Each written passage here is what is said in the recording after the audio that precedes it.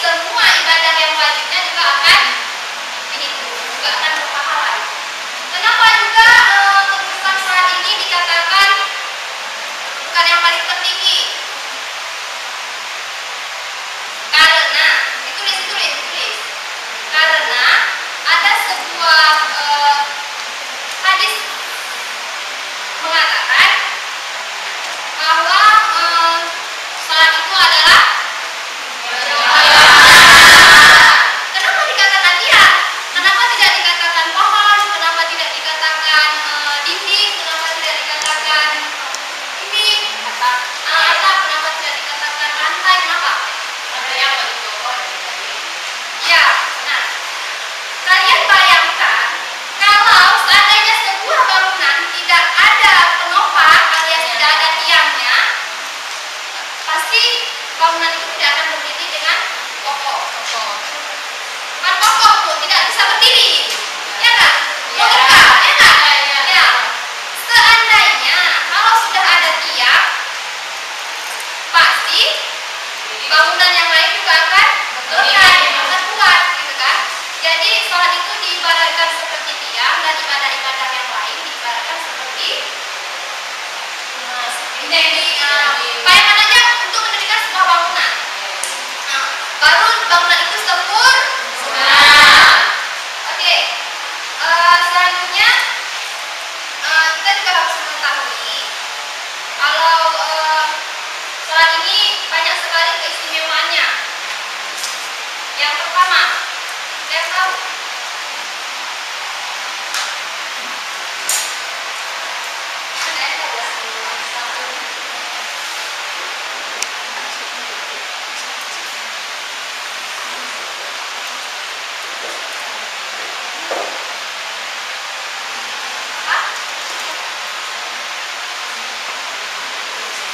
salat merupakan ibadah badaniyah atau ibadah yang dilakukan melalui gerakan tubuh.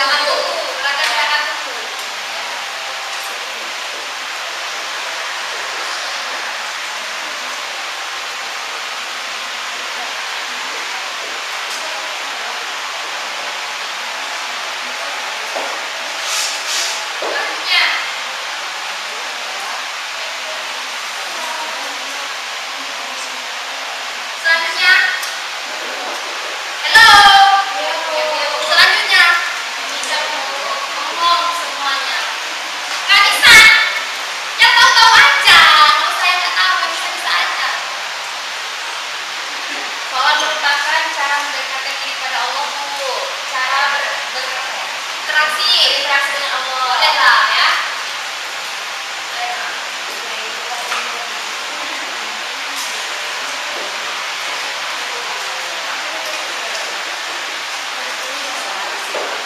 Lanjut. Ini mesti datangnya sebentar.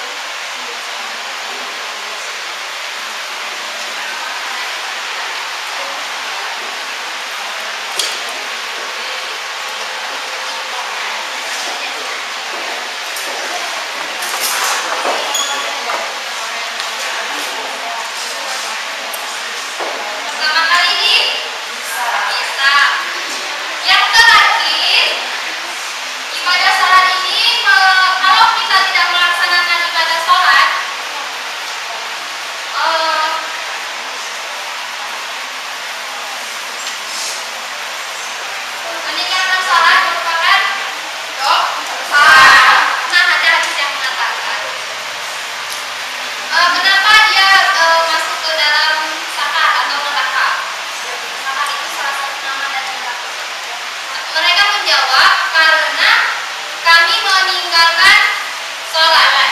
Berarti sudah jelas. Orang yang tinggal sholat, orang yang masuk neraka. Mau masuk neraka?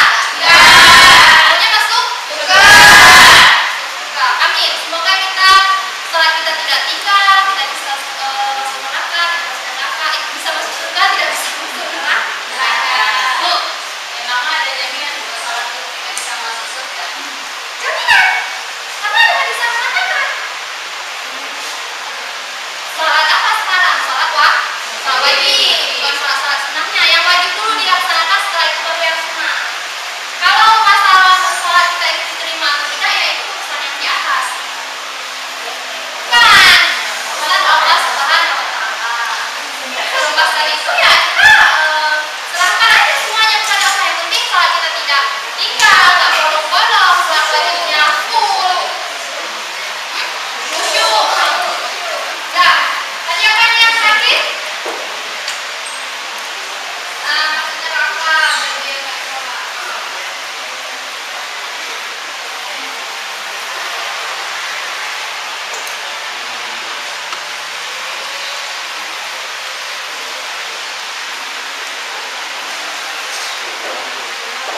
Bukan sudah yang kedua kita akan bahas tentang hikmah.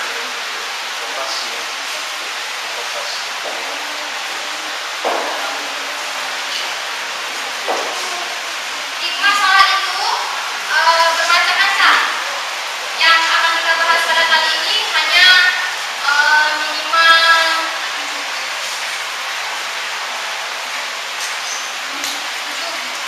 7 poin. Yang pertama,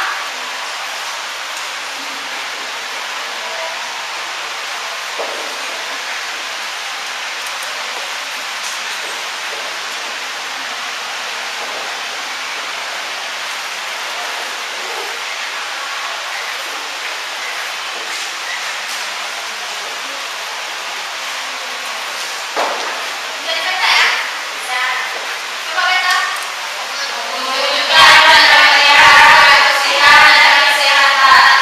Kenapa dikatakan seperti itu?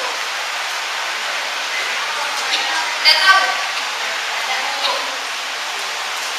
Setelah diteliti, ternyata gerakan sholat itu bisa membuat kita sehat. Ketika kita ruku, ini badannya gerakan kita ini peredaran darahnya kan lancar. Orang yang sholat itu pasti orang yang sehat. Nggak ada orang yang setelah sholat dia sakit. Ya nggak? Ya.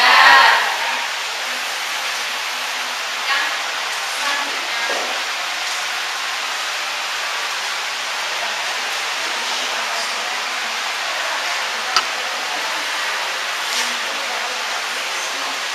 menumbuhkan rasa malu.